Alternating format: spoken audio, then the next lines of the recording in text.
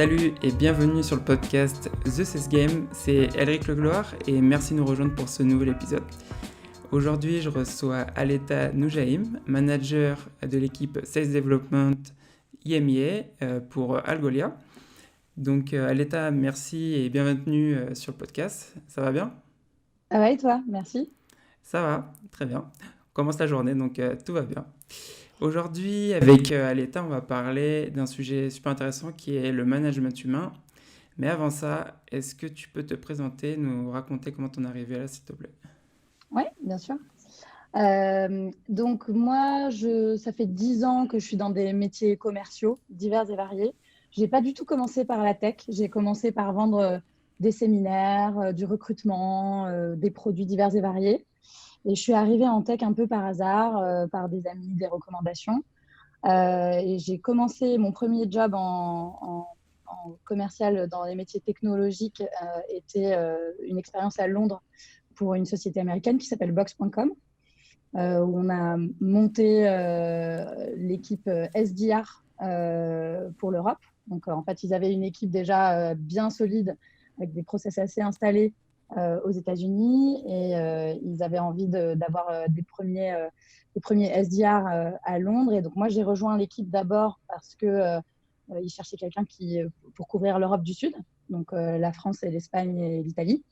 On a ensuite recruté d'autres personnes pour quelqu'un de suédois pour les Nordiques, quelqu'un de belge pour le Benelux, etc.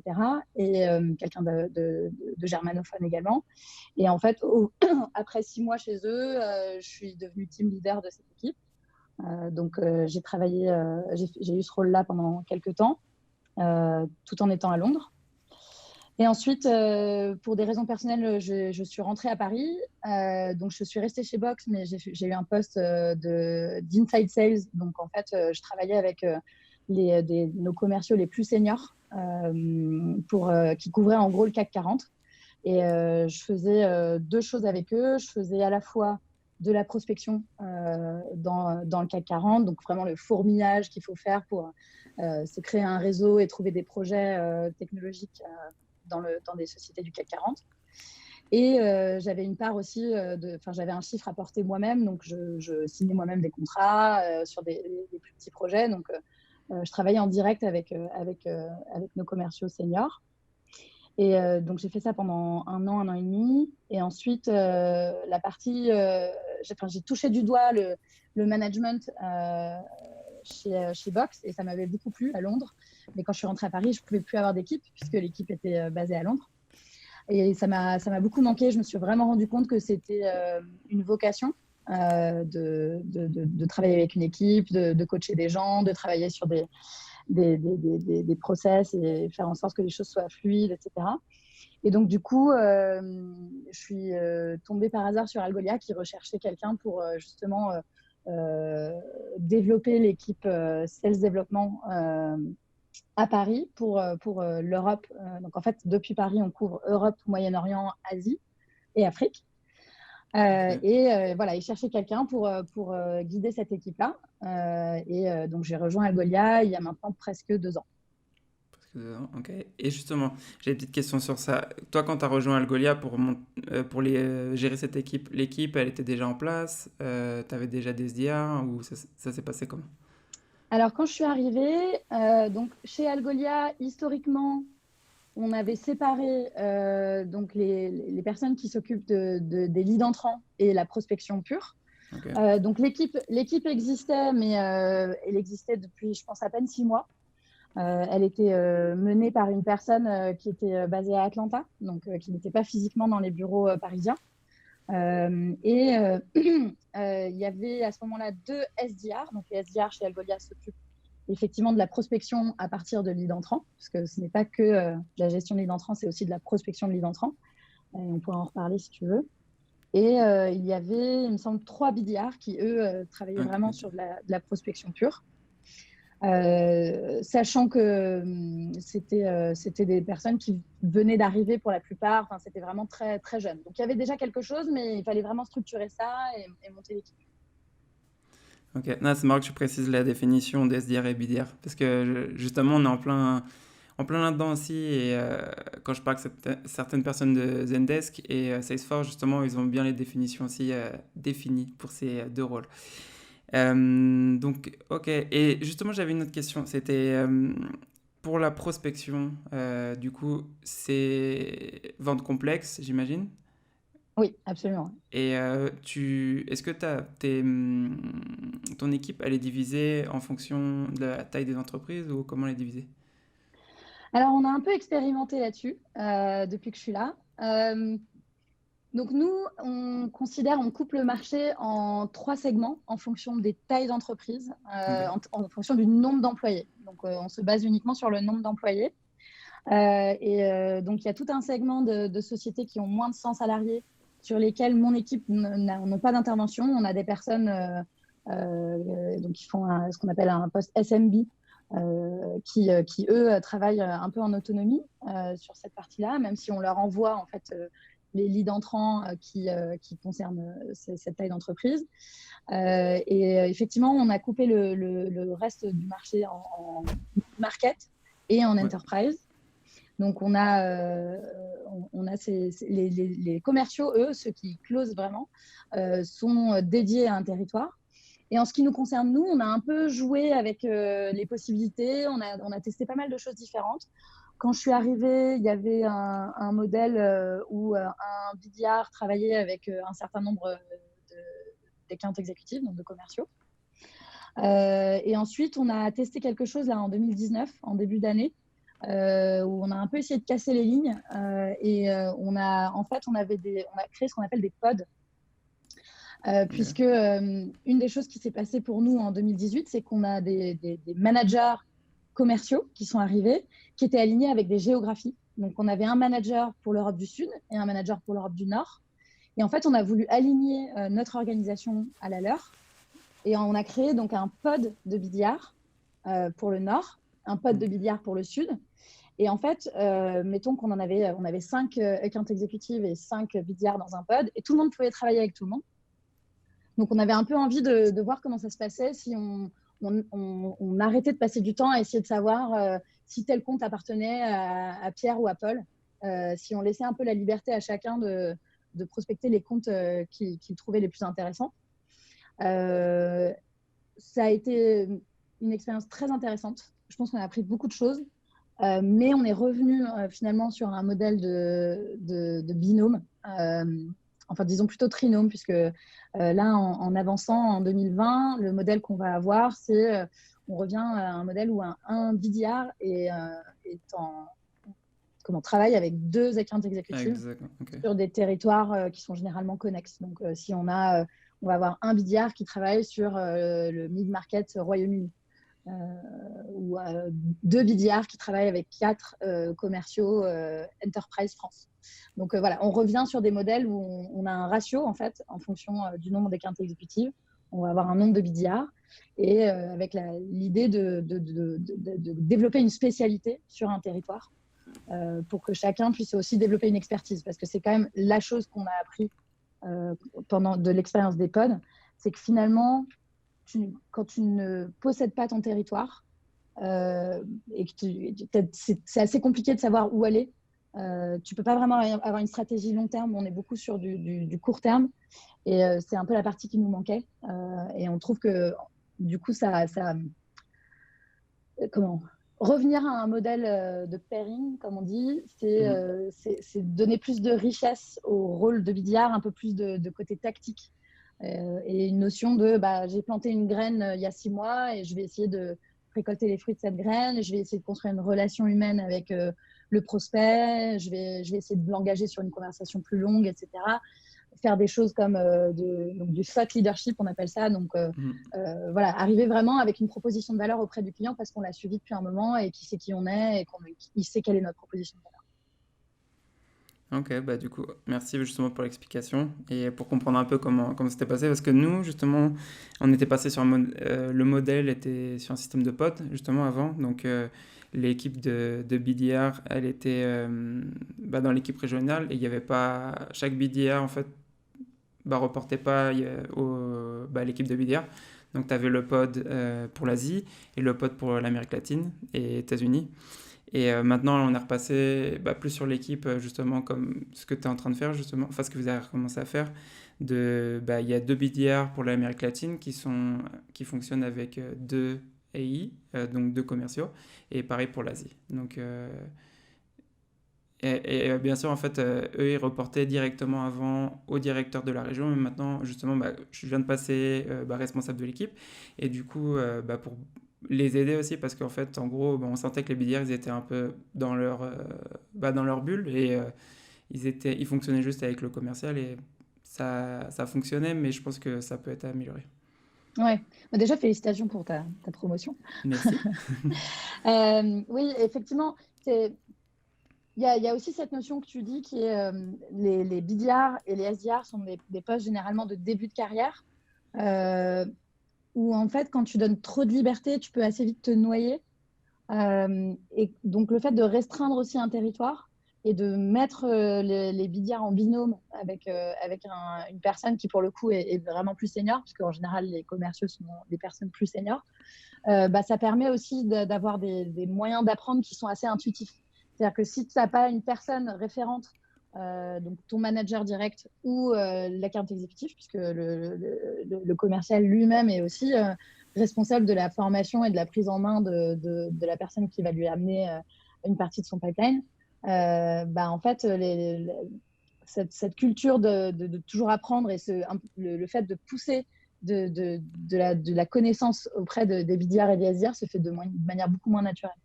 Donc, pour nous, c'était aussi très important aussi que le commercial, en fait, il est patron de son territoire. Et donc, il a différentes ressources et le BDR fait partie de ces ressources. Et c'est aussi à lui d'être responsabilisé sur comment il forme le BDR sur des techniques de prospection, sur quels sont les points forts et les points faibles du territoire, d'avoir des choses comme du territory planning, donc le fait en début d'année, s'asseoir, de regarder des choses factuelles sur son territoire, de faire des analyses et de se dire c'est comme ça que je vais trouver le pipeline qui va me permettre ensuite de faire mon chiffre, mon objectif de l'année. C'est intéressant que tu dis ça parce que justement on est en plein là-dedans.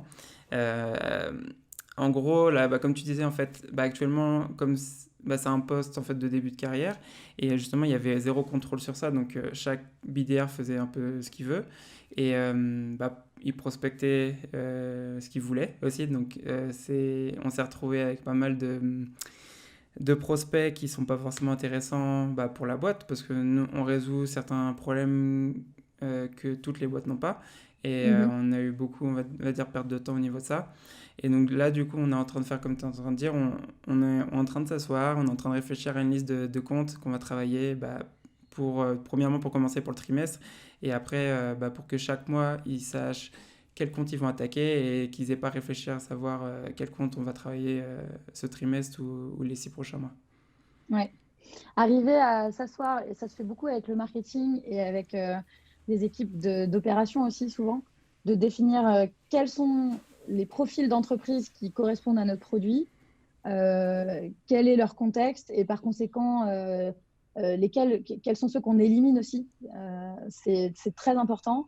Et une autre chose qu'on a vue, c'est que les BDR portent une bonne proportion du pipeline d'un account exécutif.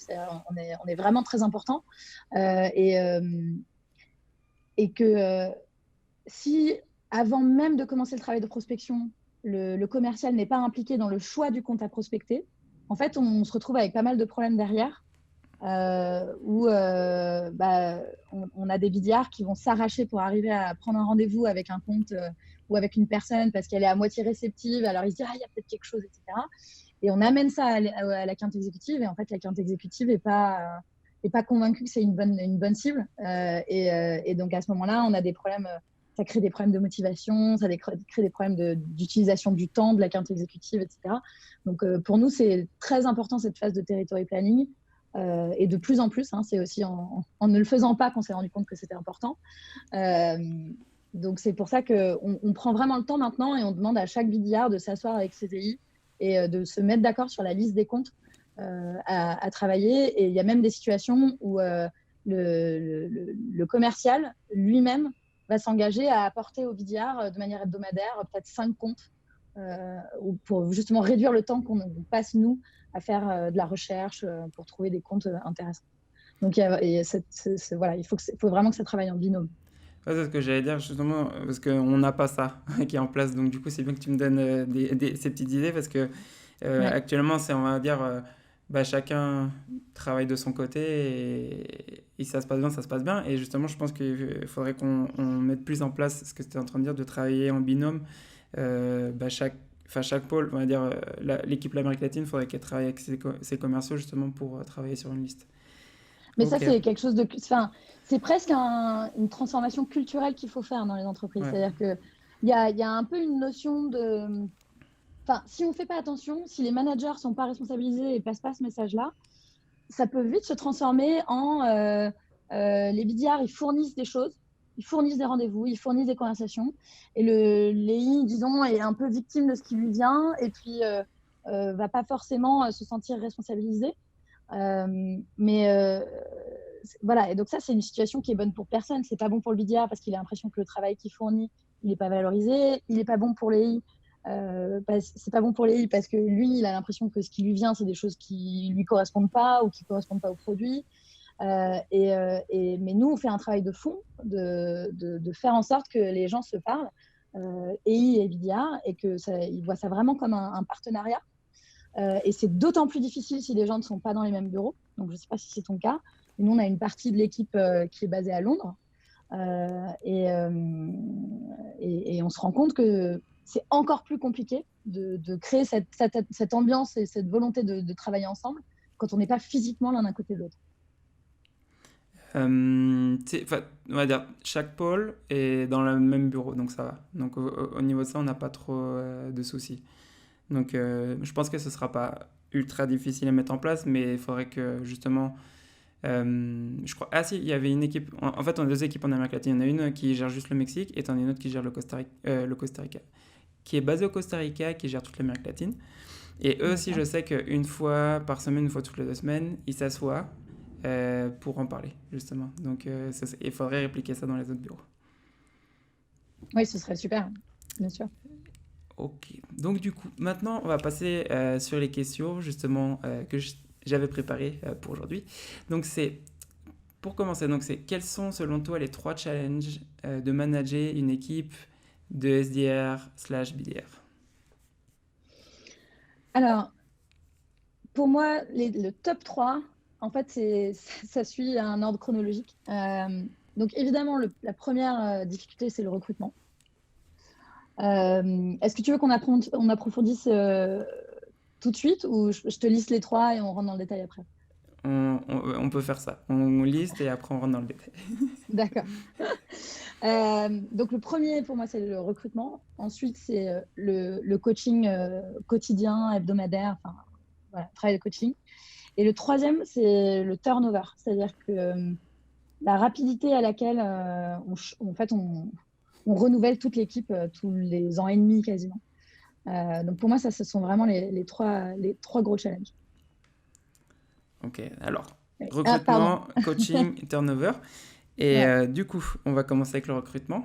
C'est quoi justement ton plus gros challenge pour le recrutement? C'est de trouver des profils? C'est... Alors, chez moi, mon point de vue et ma culture, ça a toujours été de dire que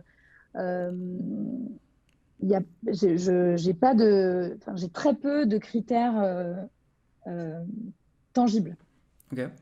Je recherche pas quelqu'un qui vient d'une école particulière. Nous, le principal critère qu'on a, c'est quand même la langue, puisqu'on travaille uniquement en anglais. Tout se fait en anglais chez nous, même en interne. Même 2 Français qui sont en réunion ensemble vont parler anglais. Donc, bon, ça, c'est vraiment, pour le coup, le niveau d'anglais, c'est quelque chose qu'on ne peut pas ignorer. Mais au-delà de ça, finalement, on a des profils très, très variés. Et c'est quelque chose qui me tient à cœur, puisque je pense déjà, il y a très peu de formation pour devenir SDR. Donc, tout s'apprend sur le tas. Et je pense que c'est plus un trait de caractère ou un certain nombre de traits de caractère qui sont importants. Et ça, si on ne fait pas passer un entretien, il n'y a pas vraiment moyen de le savoir. Donc l'idée, c'est qu'on a passé quand même beaucoup de temps avec. On a une équipe de recrutement ici qui est super et on a passé beaucoup de temps avec notre recruteur dédié pour vraiment définir un peu les traits de caractère qu'on recherche. Il y a quelques critères ou quelques petites choses qu'on peut trouver dans un CV. Le côté, comment on appelle ça grit, qui fait partie de nos valeurs. On a 5 valeurs chez Algolia. Donc le grit, c'est la ténacité. Ok. Donc Et, ça, c'est les choses qu'on peut voir dans un CV. et tu le vois comment Euh, justement dans un CV ça? Quelqu'un qui a travaillé pendant toutes ses études, quelqu'un qui a gagné des concours en dehors de ses études, quelqu'un qui a fait du sport à un niveau professionnel. C'est assez drôle parce qu'on a pas mal d'anciens sportifs dans notre équipe. Voilà, des gens qui ont fait des choses extrascolaires. Généralement, moi, je trouve ça très, très intéressant. Ou qui ont mené des projets culturels, ou qui ont travaillé dans des associations. Voilà, toutes les choses, en fait, qui montrent que la personne ne s'est pas juste limitée à ce que ses parents attendaient de lui, qui a aussi fait une étape de plus, quoi. Donc ça, c'est assez parlant. Euh, et on se fie un peu là-dessus. Et puis après, nous, notre façon de fonctionner, c'est qu'on fait beaucoup passer d'entretiens.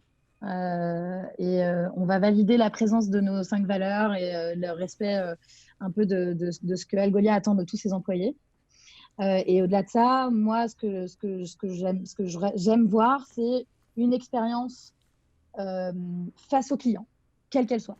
Mais ça peut être très bien. Enfin, on a des personnes qui ont travaillé dans des call centers. On a des personnes qui ont travaillé en magasin pendant des années, pendant toutes leurs études. On a des gens qui ont une première expérience commerciale. Voilà. Donc, quelqu'un qui a déjà été face à un client et qui sait comment un peu interagir avec un client, ou en tout cas qui a cet instinct-là, ça, pour moi, c'est très important. Après, pour le reste, voilà, on a des gens on a une personne qui a fait des études de criminologie. On a quelqu'un qui a fait, aux États-Unis, on vient de recruter quelqu'un qui a fait du volley à un niveau professionnel pendant plusieurs années, donc c'est en reconversion maintenant.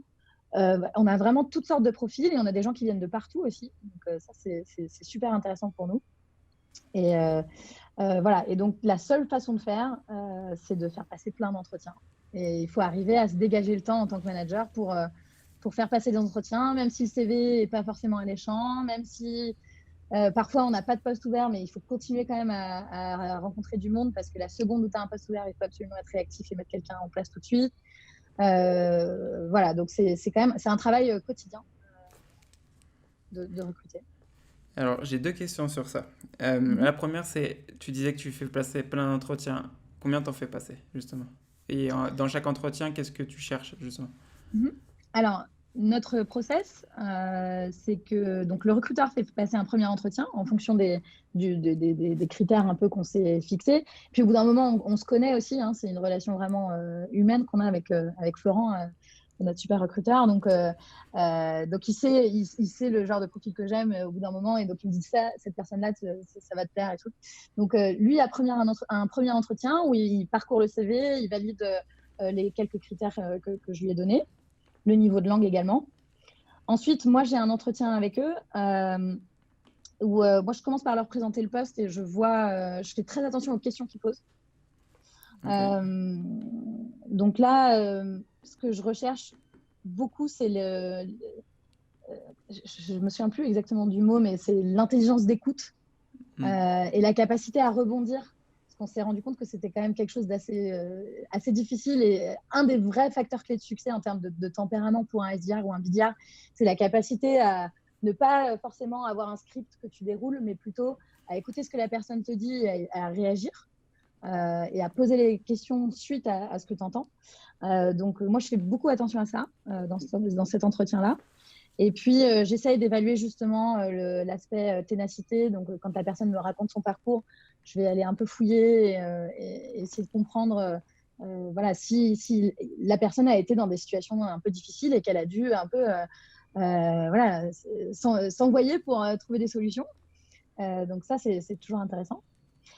Si je vois qu'au niveau personnalité, tempérament, il y a un fit, à ce moment-là, on a un exercice écrit qu'on leur demande de faire. Donc, très simplement, on leur demande de mapper un compte, donc de chercher, on leur donne un nom de compte, un vrai compte, et on leur demande qui seraient les personnes auxquelles tu enverrais un message ou qui seraient les personnes que tu contacterais pour vendre Algolia. Tu leur dirais quoi? Fais-nous une cadence de 5 touches. Si la personne ne te répond jamais, qu'est-ce que tu fais?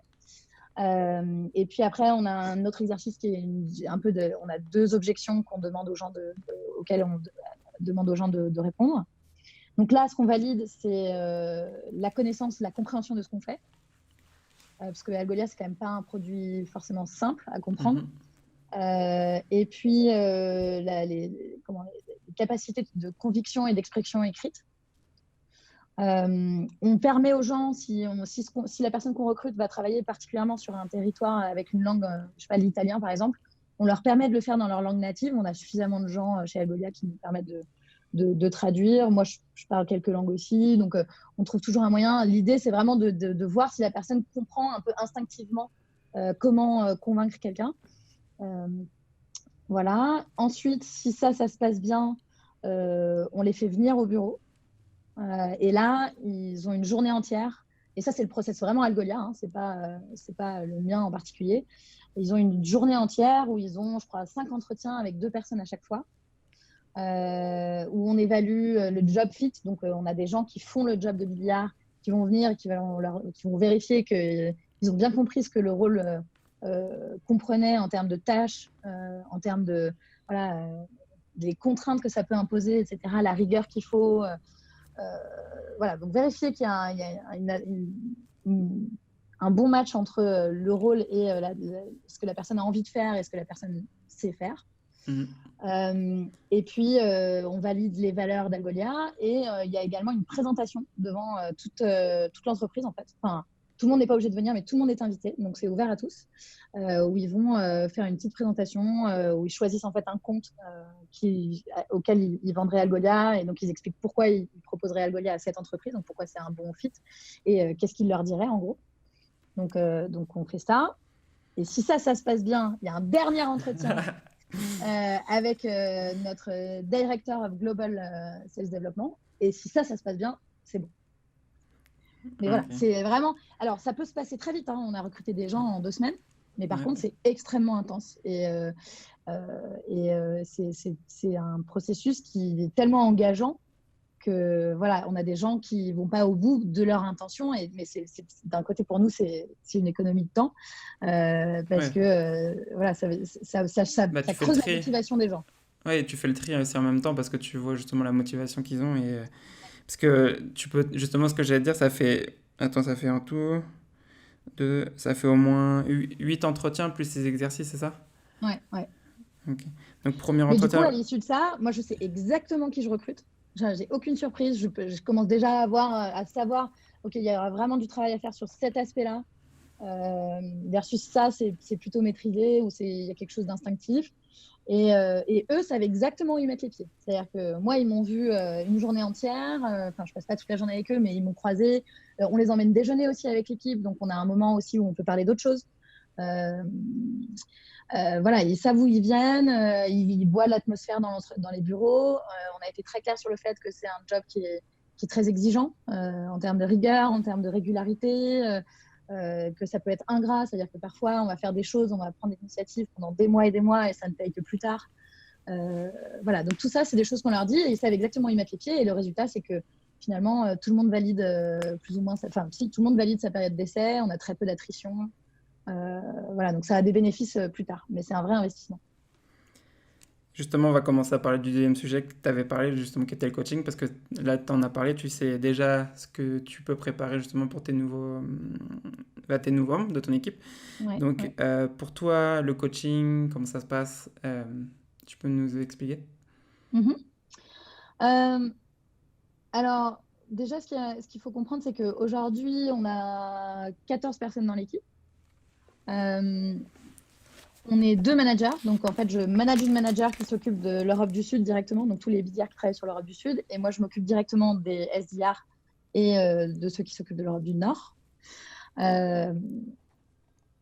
on a fait ça. Il y a eu une phase où j'avais pas encore recruté ma manager et où j'avais tout le monde en direct et on a clairement vu les limites du système, surtout avec des gens qui ont une vraie soif d'apprendre et d'être formés. Ils ont besoin qu'on relise leurs mails, ils ont besoin qu'on écoute leur coup de fil. Voilà, il y a vraiment une soif d'apprendre et il faut pas que le manager soit le goulot d'étranglement de ça, quoi. Notre but, c'est vraiment de les former.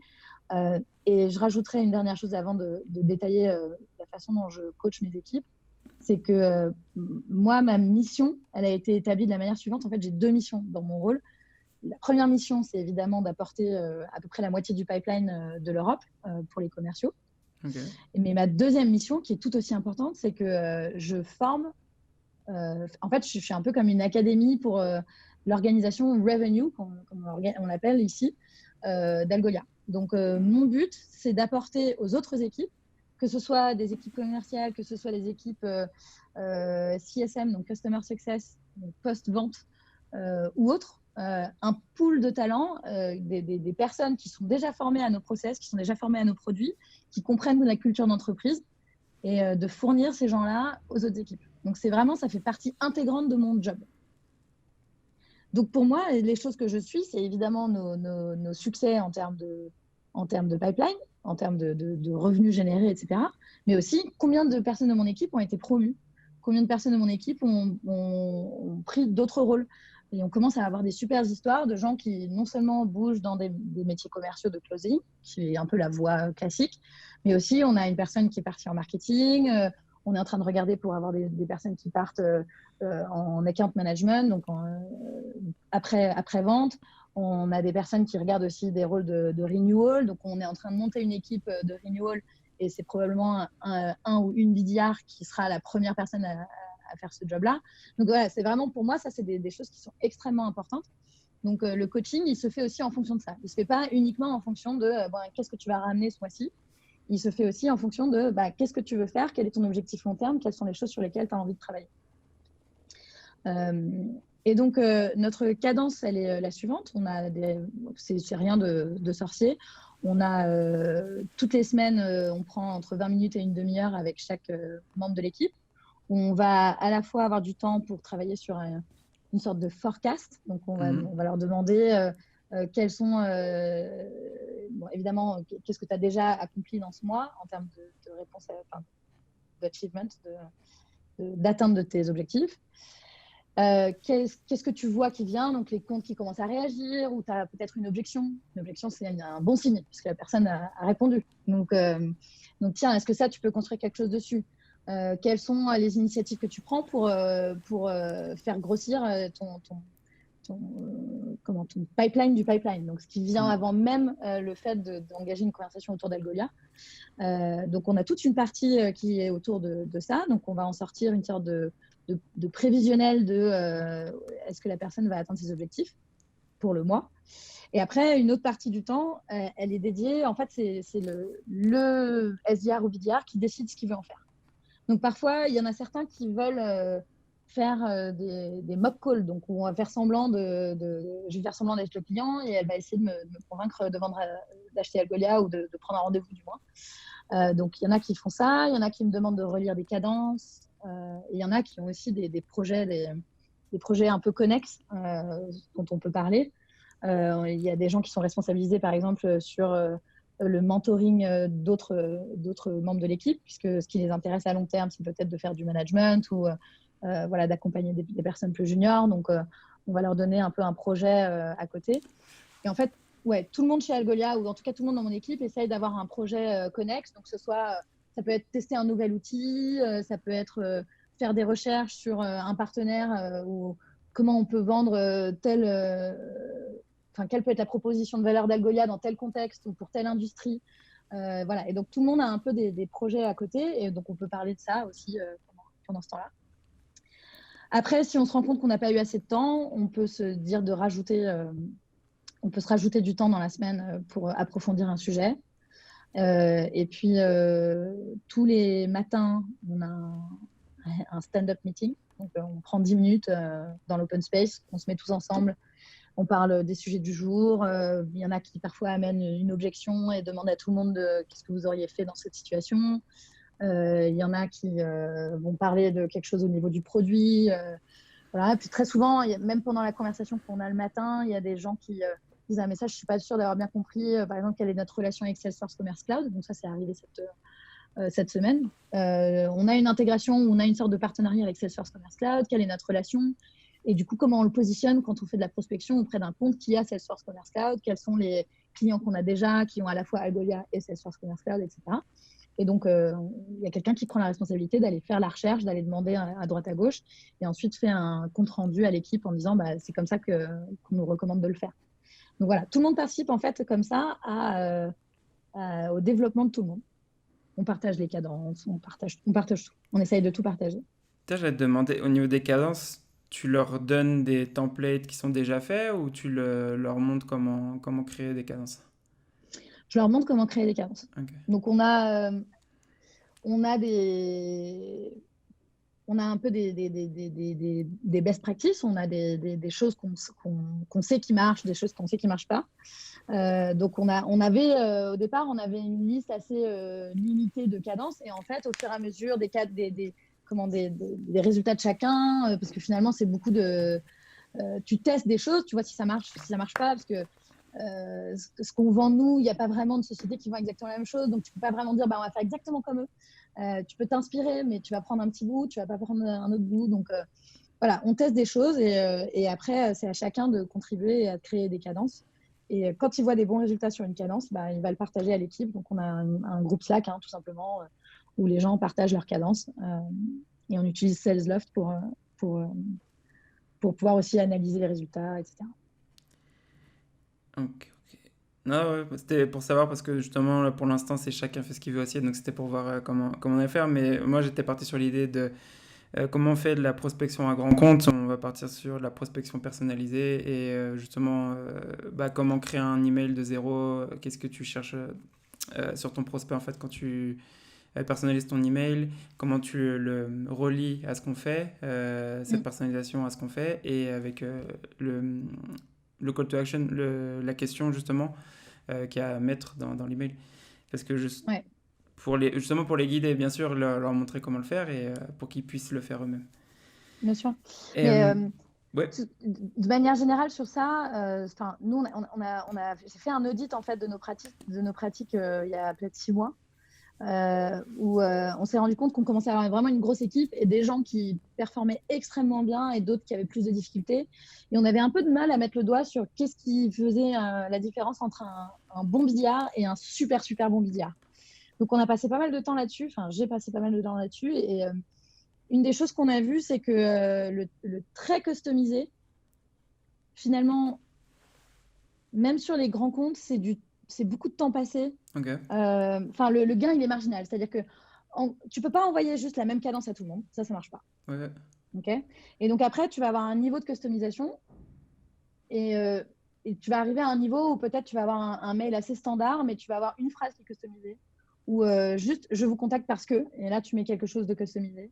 Voilà, en fait, tu as peut-être une phrase customisée et après, le palier suivant, c'est tu customises tout. C'est-à-dire que tu pars même pas d'une cadence. Tu pars de ce que tu veux, je ne sais pas ce que tu peux voir dans l'historique de Salesforce, ce que tu peux lire dans les infos, etc. Et donc, tu écris tout du départ. Donc, évidemment, tu vas calculer le taux de retour, puis tu vas regarder aussi le temps que tu passes. En fait, on s'est rendu compte qu'entre l'étape intermédiaire qui est je customise juste une phrase et l'étape je customise tout, en fait, le taux de réponse, il est assez similaire. Okay. Donc, tu peux pas juste envoyer la même chose à tout le monde, mais finalement, un bon billard, un excellent billard, c'est un billard qui gère son temps de manière optimale. Okay. Et donc, du coup, moi j'appelle ça vulgairement le time return on investment. Et je pense que c'est un truc que je demande constamment, c'est est-ce que ça vaut le coup que tu y passes autant de temps? Alors, combien de temps tu veux passer là-dessus? Et qu'est-ce que tu espères que ça te rende? Parce que si tu n'as pas tout le temps cette notion-là en tête, en tant que billard, c'est vraiment un jeu de volume versus qualité, tout le temps. Et par conséquent, si on ne fait pas attention à cette notion de là, je vais passer 2 heures à écrire un mail, à faire des recherches, mais en fait, je n'ai pas plus de chance que la personne me réponde que si j'avais juste customisé une phrase un peu vulgairement, à ce moment-là, c'est pas un bon usage de ton temps, quoi. Ouais, c'est intéressant comme tu le dis, justement, c'est vrai, c'est que le billard, de toute façon, enfin, c'est comme il y a quand même pas mal de quantité à faire, parce que, de toute façon, enfin, dans la vente, c'est ce qui est dit, faut du volume, mais aussi faire de la qualité aussi en même temps, parce que bien sûr, Mm, mm. tu peux, comme tu disais, faut pas envoyer le même template à tout le monde. Euh, Justement, je voulais revenir un peu sur ce que tu disais sur la session de coaching, parce que là, on avait échangé un petit peu de sujet, on était rentré dans les cadences. Ouais. Tu disais, tu fais 20-30 minutes avec chaque membre de ton équipe. Tout ce que tu nous as dit là, donc du coup, tu faisais le forecast, la prévision, tu voyais les objections qu'ils rencontraient, euh, les initiatives sur lesquelles ils sont en train de travailler. Tu vois tout ça pendant ces 20-30 minutes ou, Euh, oui, parce que je leur demande de préparer leur forecast, mais ouais, ce que je ne veux pas, c'est qu'ils regardent dans leur Salesforce pendant qu'on parle. Enfin, ça n'a aucun bénéfice. ouais. Le temps qu'on passe ensemble, ça ne doit pas être un temps à faire du forecast. Donc, y en a, ils arrivent tous avec déjà quelque chose de préparé. Donc, moi, je leur demande en fait de faire un certain nombre de catégories donc, dans leur forecast. Donc, ils font ça sous le format qu'ils veulent. Hein, mais en gros, je leur demande toujours de me dire alors, qu'est-ce que tu as déjà en termes de résultats. Donc, nous, ce qu'on compte, c'est des opportunités qui ont évolué en discovery stage. Donc, c'est comme ça qu'on les rémunère. Donc, combien t'en as qui sont déjà arrivés à ça? Ensuite, tu as les opportunités qui sont créées mais qui ne sont pas encore passées en discovery stage. Donc, on attend que le account exécutif finalement valide la qualité de l'opportunité pour la passer en discovery. Donc, c'est ce qui arrive. Hein, généralement, Mhm. c'est déjà qualifié aussi par le SDR ou BDR. Et le stade d'en dessous, alors moi j'ai appelé ça les $100 accounts. Donc en fait, c'est les comptes où, genre, si tu devais parier $100 sur où tu allais trouver tes prochaines opportunités, tu les parierais sur quel compte? Donc c'est une notion de, moi je parie sur lui parce qu'il m'a dit il y a 3 mois que janvier ce serait le bon moment. Donc là, je suis en train de les réactiver, ils sont en train de lire mes mails, j'ai contacté les 5 personnes, je pense que ça va le faire.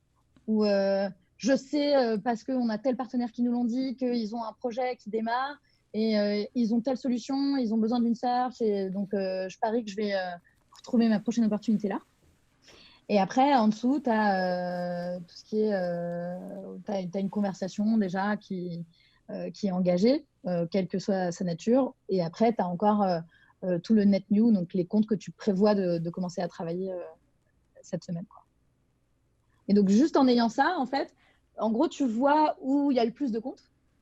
Et donc, tu te Mhm. rends compte que si tu n'as pas grand-chose en bout de funnel, donc tu n'as pas grand-chose qui sont près de l'étape d'opportunité, et que tu es déjà le 15 du mois, tu as quand même très peu de chances de faire ton chiffre. Alors que, voilà, l'idée, c'est qu'au début, tu en es beaucoup. Au début de mois, tu en as beaucoup en net new au début du cycle. Vers la fin, en fait, pendant le mois, ça progresse et tu vois le volume de comptes qui passe d'un côté à l'autre. Et ça te permet, en fait, en un coup d'œil assez rapide, de voir si la personne est en bonne posture pour faire son chiffre ou pas, quoi. Et ça permet d'y passer finalement 5-10 minutes, sauf si tu approfondis un sujet en particulier, tu veux parler d'un compte en particulier où tu es un peu coincé, etc. Là, ça prend plus de temps. Mais en soi, ça permet d'avoir une bonne vue de l'activité de chaque personne. Ah bah, c'est bien que tu me le dises parce que justement, j'avais pas du tout ça en tête actuellement. Donc c'était. Mais. Ok, bah du coup, je le mettrai en place. Après, quand tu as moins de monde, tu peux rentrer dans plus de détails. Ouais. Mais dès que tu commences à avoir une grosse équipe, tu as besoin d'avoir des solutions qui te permettent en un coup d'œil de voir si la personne elle est en bonne situation ou pas. Parce Mhm. que, en fait, moi, ce que je trouve le plus difficile sur le coaching, c'est de voir ceux qui sont en difficulté parce qu'ils ont un mauvais mois ou parce qu'ils sont partis en vacances ou parce que, je sais pas, il y a un contexte autour d'eux qui fait que, voilà, c'est contextuel. Et ceux pour qui c'est vraiment structurel. C'est-à-dire qu'il y a une brique qui manque en termes de connaissance de notre métier et où là, ça mérite pour le manager de passer plus d'énergie. Et de faire la différence entre ces deux choses-là, c'est là où vraiment moi j'ai trouvé le plus de marge de progression pour moi. C'est-à-dire que comment moi je gère mon temps et comment Mhm. moi je fais en sorte, mon objectif c'est que tout le monde soit à 100% de leur objectif. Ouais. Donc comment je fais en sorte d'aller chercher les personnes qui ont besoin d'une brique supplémentaire d'apprentissage, d'enablement, d'attention en fait, pour faire en sorte que cette personne-là se mette à niveau aussi. Ouais. Bah, je suis complètement d'accord et j'ai du travail à faire. On va passer sur le dernier point que tu avais mentionné, donc qui était le turnover justement des BDR. Donc, Ouais. tu disais justement le temps d'un BDR, enfin le temps. Un BDR, ça dure 1 an et demi à peu près. Donc, c'est quoi ton challenge justement avec ça? Tu disais déjà tout à l'heure que tu construis un pipe de candidats. Donc, est-ce que tu peux nous raconter un peu comment tu gères tout ça? Ouais. Euh, Là aussi, c'est très important pour nous d'avoir une vision long terme. Donc, à quel moment ou dans quel trimestre on estime que cette personne-là va quitter l'équipe. Euh, donc, on a établi, nous, un peu des règles minimales de temps sur le poste parce qu'on a ressenti que c'était nécessaire. En fait, quand Algolia était quand on a monté l'équipe, bah, on avait besoin de gens qui progressaient et qui étaient dans le stade d'après. Donc, il y a des gens qui sont restés très peu de temps en poste en VDR. Et on s'est rendu compte que c'était assez compliqué à gérer. Donc, nous, on s'est mis d'accord aussi avec les équipes, les managers des équipes de commerciaux en leur disant, on ne vous fournira pas quelqu'un avant 1 an, 1 an et demi. Enfin, ça a évolué au fur et à mesure des périodes de BDR parce que nous, on a aussi besoin d'avoir un retour sur investissement. On ne peut pas continuellement avoir des gens qui rentrent, qui connaissent un tout petit peu et ensuite qui arrivent chez vous. Et nous, on recommence de zéro. Donc, on a besoin d'avoir une période de temps où la personne est suffisamment formée pour nous permettre, nous, de faire notre chiffre de manière assez tranquille et de pouvoir former d'autres gens qui ensuite vont prendre le relais. Donc, tu as vraiment besoin d'avoir un peu un cercle vertueux de tu as quelqu'un qui démarre, qui au début ne va pas faire son chiffre parce qu'elle démarre, qui commence ensuite à avoir une performance suffisamment stable et qui, du coup, va travailler aussi sur l'onboarding et l'arrivée des nouvelles personnes. Donc, on est en train d'essayer de faire un système de mentoring où les personnes les plus seniors, avant de pouvoir être promues ailleurs, elles ont été en charge de la réussite d'un nouvel arrivant. Euh, et, euh, et ensuite, une fois qu'on a atteint ce temps minimal de tenure, je ne sais pas comment dire en français, mais de poste de Ouais. BDR, quoi, de tenue de poste de BDR. Ancienneté? Merci, Ouais. ancienneté, c'est ça. Une fois qu'on a atteint cette ancienneté minimale, alors déjà avant ça, on a des conversations tous les trimestres de carrière, donc qu'est-ce que tu as envie de faire, etc. On n'a pas envie que les gens se sentent obligés d'aller dans un rôle de quinte exécutive. On a vraiment envie qu'ils se sentent libres d'explorer toutes les possibilités dans les équipes revenue, marketing, etc. Et moi, je considère que ma responsabilité, c'est de les informer, de les mettre en face des bonnes personnes pour justement leur permettre de voir quelle est la meilleure piste pour eux. Donc, on a des gens qui sont arrivés chez Algolia en disant je veux absolument faire du closing en début de carrière. Il y a un côté un peu honorifique aussi à faire du closing. Et en fait, en étant exposé à comment les choses étaient faites chez Algolia, comme les managers, on fait des sessions où les managers répondent aux questions des BDR, où tous les managers chez Algolia, tu peux les contacter en leur disant est-ce que je peux te poser 3 questions sur ton job, ou même pas forcément les managers, hein. Tu peux juste aller voir les gens qui font le métier qui t'intéressent et tu peux aller poser des questions, c'est très très libre. Et donc du coup, les gens se cultivent naturellement et parfois changent complètement de direction et se disent en fait, c'est pas du tout ça que j'ai envie de faire. Ou alors il y a des gens qui arrivent en disant je ne sais pas ce que je vais faire après. Et on leur donne aussi les outils pour apprendre quels sont les métiers qu'il y a dans les boîtes de SaaS et qu'est-ce qui peut être intéressant, quelles sont les contraintes de chacun, les opportunités de chacun, etc. Donc, le fait que moi, je me responsabilise sur ça fait qu'eux sont aussi responsabilisés sur le fait de faire leur job. C'est-à-dire qu'il y a une sorte de donnant-donnant où toi, concentre-toi sur ce que j'attends de toi, qui est de délivrer le pipeline et de participer au développement de l'équipe en termes de connaissances diverses. Et moi, ma promesse envers toi, c'est qu'une fois que tu arriveras à maturité, je ferai tout pour te mettre dans les meilleures postures, un, pour savoir ce que tu veux faire après, et 2, pour faire en sorte que tu arrives à le faire. Donc, je me transforme et ma collègue manager, Mirka, on se transforme un peu en champion de nos équipes en disant cette personne-là, il faut absolument la garder, il faut capitaliser sur cette personne et on a envie qu'elle fasse carrière pendant quelques temps chez nous. Et donc, on a vraiment un rôle d'aller voir les autres managers et de leur dire on a telle personne qui a envie de travailler avec toi, rencontre-la, passe du temps, etc. Et c'est des choses qui finissent par payer et qui font aussi que les BDR sont moins frustrés parfois, parce qu'il y a parfois un peu une notion de frustration quand tu es billard pendant 1 an et demi. C'est quelque chose d'un peu usant, faut pas se mentir. Mais le fait que nous, on fasse cette promesse-là fait que ils se disent, bon, allez, je me concentre parce qu'il y a un enjeu au bout et j'ai quelque chose à y gagner, quoi. Ouais, et je pense qu'aussi ils sentent que toi t'investis en eux, donc du coup ils vont donner plus de ce qu'ils devraient donner. Mais Ouais. ouais, non, mais c'est intéressant de comment tu es en train de l'amener, de justement de les aider à construire leur carrière au sein d'Algolia. En gros, c'est d'être là, en plus d'être là en tant que manager, bien sûr, pour gérer l'équipe, qu'ils aient du résultat, c'est aussi de les guider dans la boîte et de voir c'est quoi sa prochaine étape, justement. Que chez nous, justement, on n'avait pas ça, que je suis en train de justement de changer parce qu'il n'y a pas. Actuellement, tu es dans le rôle de BDR et tu sais pas c'est quoi ta prochaine étape. Et Ouais. j'ai fait la première semaine qui était la semaine dernière, j'ai parlé avec chaque personne de l'équipe et les 5 membres qu'on a, tout le monde veut veut passer compte exécutif, donc commercial.